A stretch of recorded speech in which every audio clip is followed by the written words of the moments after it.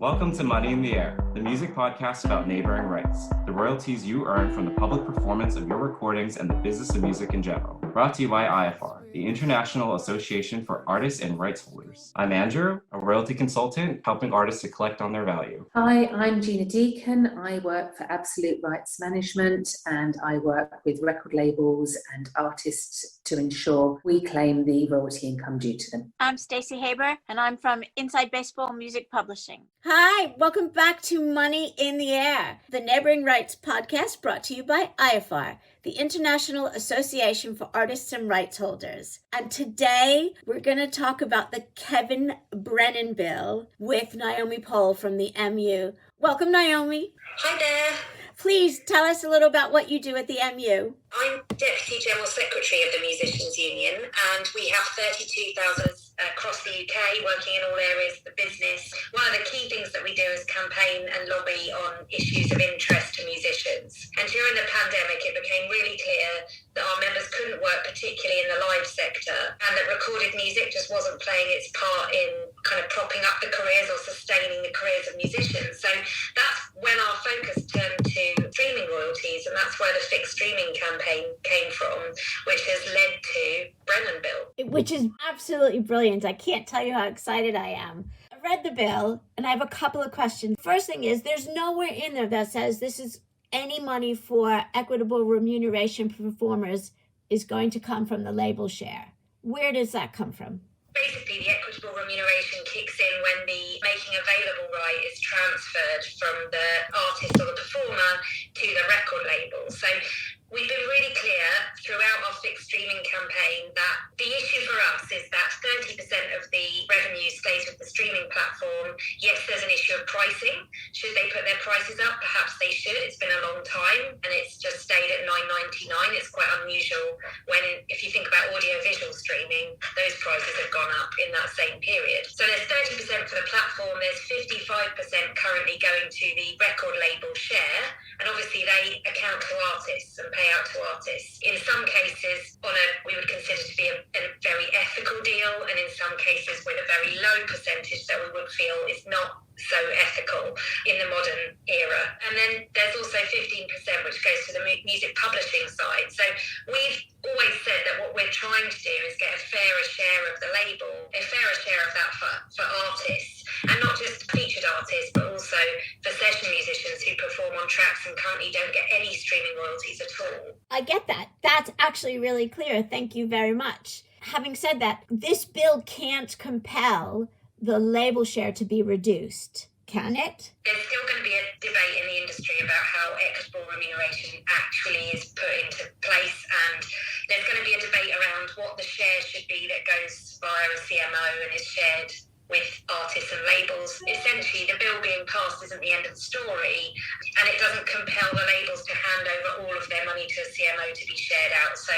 we've been clear that we want to see some form of equitable remuneration on the making available right, and we would like to see that money come from the labels. However, it might be that some of the money comes from the platform, and it might be that the labels go and try and renegotiate with the platform on the back of this. I think there's going to be a lot that has to be worked out through discussions within the industry. Just to add that we would like to see a greater share for the song as well. We do feel that the 15% for the publishing share is quite low. I was going to raise that. You cannot stream a recording unless you have the publishing license as well. So if the publishers banded together and said, either we get the same as the label or you don't get to use the tracks, it could happen. We wouldn't want to push publishers in that direction. So it is a bit of a cautionary tale to the labels. From our perspective, the publishers share out to the songwriters that they represent. So with publishing, it's more likely to be an 80-20 split in favour of the creator, whereas on the label side, you're more likely to see 30% or less in favour of the artist. So I guess the question is, why is the publishing share so low? And I think during the DCMS Select Committee inquiry sessions, I can't recall who said it, but somebody said essentially the labels are the first to the negotiating table, and really they're talking about the major record labels, not the independent. That's right. Just before we move on to talking about creators, please tell the audience what we mean by making available to the public and why that's an important phrase in legislation. At the moment, the way that the Copyright Act is set up, you get equitable remuneration if there's a broadcast. So if you get a radio broadcast of a track, then you get equitable remuneration. It also applies on rental. It doesn't apply on making available. Making available is essentially making the music available at a time and place of the individual user's choosing. So I can go and pick a track off Spotify, but we would say that a lot of the playlists on Spotify are much more like a broadcast. And also, it's definitely not a sale. And I think this came up in the DCMS Select Committee inquiry sessions as well, that there is a question mark over what is a stream? Is it a sale? Because that's how the labels currently pay out to artists. Is it a rental? Because you listen to the music, you don't own it. It's not like you keep it on your device. Is it a broadcast? Because if you're listening to a playlist, you stick it on and you're passive listening. And also Spotify or whichever streaming platform, they'll use their algorithms. They'll then generate more music for you to listen to.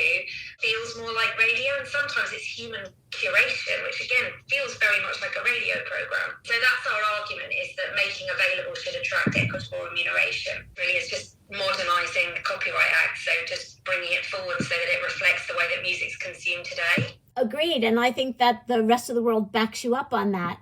Certainly litigation in the States, beginning with M&M, it is a license. It is not a sale. But we'll leave that one because it'll get fixed with this new language, so there'll be no room for error there.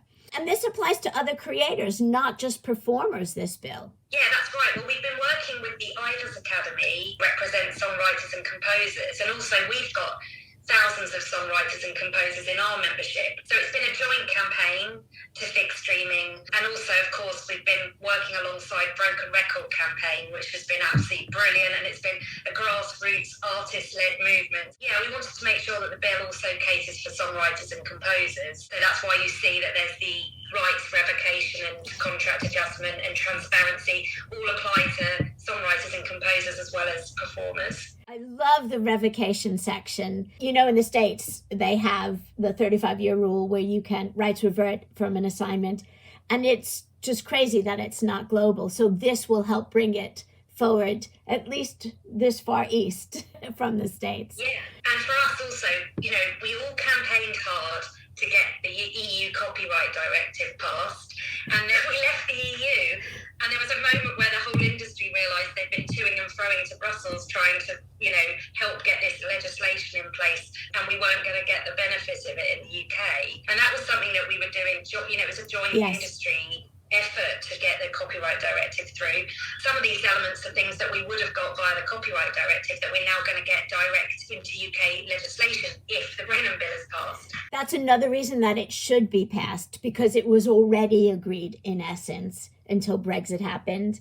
And it will go a small step of the way to fixing music, because of course touring is a nightmare now with Brexit. And that's not fixed yet either. So the least they could do is let the Brennan bill go through as is without any changes. Well, that's what we're hoping for, obviously, and we've been putting a lot of effort into trying to promote the bill.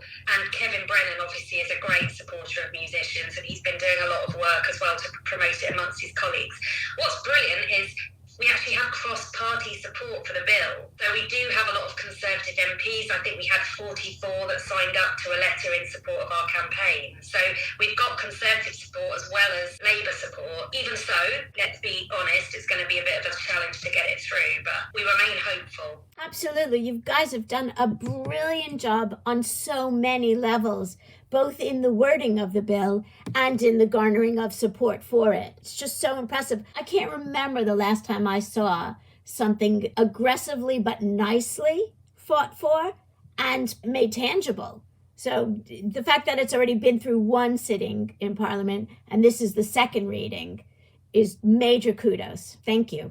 Yeah, there's a lot of interest in it. Obviously, the industry is watching and waiting to see what happens. On Friday, I'm going to be watching the debate with great interest. If it doesn't pass, that's not the end of the story. You know, we're going to keep fighting for these changes because we think that they're needed in order to make sure that musicians get a fair deal from streaming. Absolutely right. And you can definitely count on IFR support for that. I really appreciate you taking the time to talk to us today. If anyone wants to join in the support, they can add the hashtag #FixStreaming, #BrokenRecord. Anybody they can email? Absolutely. They can email me. My email address is naomi.pohl, which is POHL @themu.org.